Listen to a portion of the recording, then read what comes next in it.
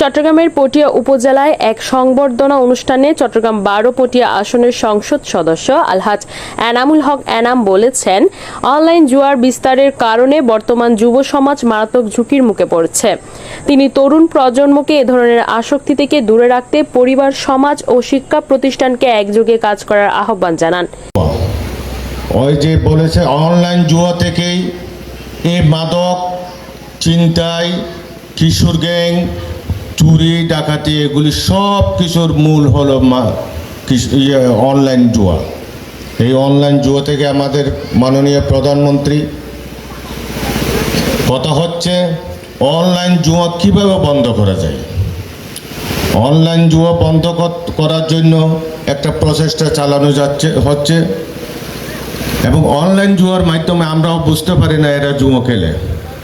5-6 জন দাঁড়ায় দাঁড়ায় মোবাইল একটা নিয়ে খেলে, এটা অনলাইন জুয়া।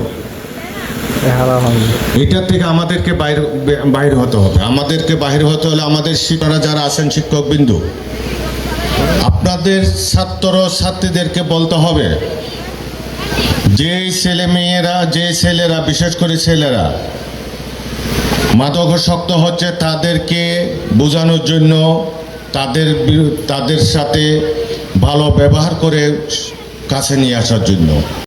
শনিবার দুপুরে উপজেলার পিঙ্গলা বুধপাড়া মফিজুর রহমান বালিকা উচ্চ বিদ্যালয় পরিচালনা কমিটির উদ্যোগে আয়োজিত এক সংবর্ধনা অনুষ্ঠানে প্রধান অতিথির বক্তব্যে তিনি এসব কথা বলেন।